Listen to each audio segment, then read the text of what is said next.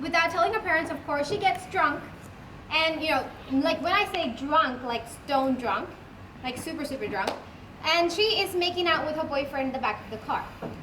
And the parents, of course, don't know that she's actually out with her boyfriend, but what they know is that she's with her best friend, Pam. So eventually, to make it really worse, Cynthia, the girl, her father, finds out that she's not at the best friend's house. So what he does is that he goes out and he tries to find his daughter. And he goes around driving around the town, and guess what? Unfortunately for Cynthia, he actually does find her in the back of the seat of the boyfriend's car, making out completely drunk. So you can imagine what a dad would ever do in a situation like that. He drags her from the back of the car, puts her back in his car, drives home, and then, Cynthia's absolutely raged like any teenager. Like, how dare you embarrass me in front of my boyfriend? You're just ruining my life. I hate you. So the moment she gets out of the car, she starts yelling at him, saying the most hurtful things. She's absolutely furious with him. She doesn't listen because she's so self-righteous in her own anger, right? Most of you might relate to that when we're absolutely angry with our parents.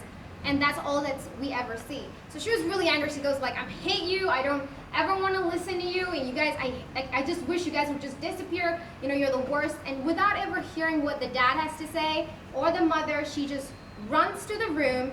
She locks it, and because she's so drunk, she falls asleep. And the next thing she knows, she wakes up in the morning, and the time is already 8 o'clock. And school starts at 8:30. So she's like, oh no, I'm going to be late for school. I can't be late for school. So she starts getting ready, and she's finally made up, and then she's going down the stairs, and she realizes something really strange. For the first time in the house, when everybody's getting ready to work, how noisy everything is. It's very chaotic at home. The kitchen's completely loud. Everything is just noisy. But no. In this house, on that particular day, the day after, it was just silent. There was no sound. And then she goes down the staircase, and then she goes to the living room, and turns out she doesn't see her mom, or her dad, or her elder brother. And time's already 8:30, so she was like, this is weird. But then she's getting late for school. She decides, okay, you know what, forget it, let's just go to school. My elder brother probably already went to school, so let's just move on it. So she actually takes the bus, and she gets to school. Let's fast forward it. It's already 12 o'clock, and I think it's mid of the day, school day. And she bumps into a guy who's in the same class as her elder brother. And turns out, the elder brother is not in school. So she's completely scared. I mean, it's not usual that her elder brother ever does not come to school. She doesn't see her parents or anything. So she rushes back home. She literally runs back home, and she opens the door, and it was exactly the way she left it. No dad, no mom, no car of the dad or the mother, no elder brother. And this is Cynthia Begay, 25 years. A 14-year-old, 25 years later, the story fast forwards, and now she's 30. Until that day, she's never found her parents or her brother, so no family. So the story continues on. She's already got her own family. She had gone to live with her grandmother, and she lives with her grandmother Tess, and she's already married. She has a daughter, and so this is already 25 years later, right? So life moves on, but imagine a person, right? One day you get drunk, you say the worst things you can say to your parents. Next day they're gone forever. And next thing, as I am a reader, all I'm reading is, nothing happens, life moves on.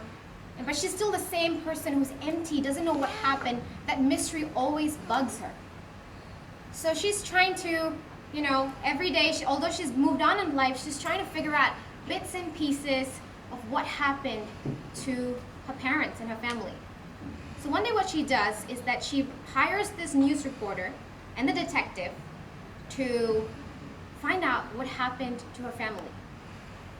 So as she hires the detective, right, the day after, mysteriously what happens is that the husband and her come back home from work, and then she opens the door, no one's at home, she just arrived at the end of the day, and she finds her dad's hat that he always wears every day, 25 years ago, on the dining table.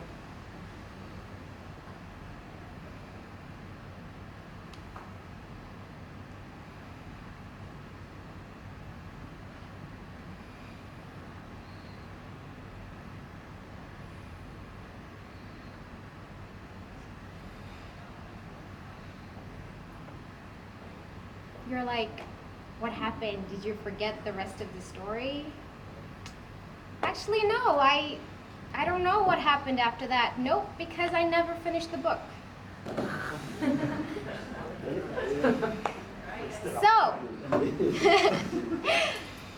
you guys all know what you can imagine is exactly, but you know what did happen on that day is that I put the book down not because it was not interesting, but because I had something else to do, right? And there was a life to live. I had to go out, I had to go for dinner, I had to do this, I had to go for my guitar classes, the next adventure, the next challenge, something else interesting, a new boy I met in the library, a date, a lot of things, you know?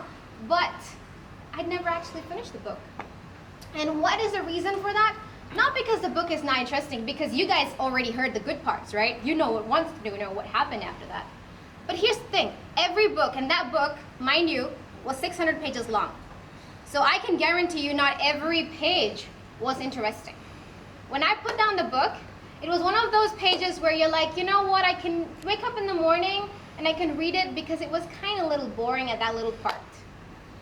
So it was boring, so I kept it aside and I never came back to it. So here's what I take away from it. Life, or anything, any challenge that we do, we are going to go through most interesting things. There are always going to be that moment where you're going to hit the dull and the boring parts. But don't stop there, because when you stop right there, you're always going to remember that book or the challenge or the task as the one thing that you wish you ended and not just left at the boring parts. Thank you.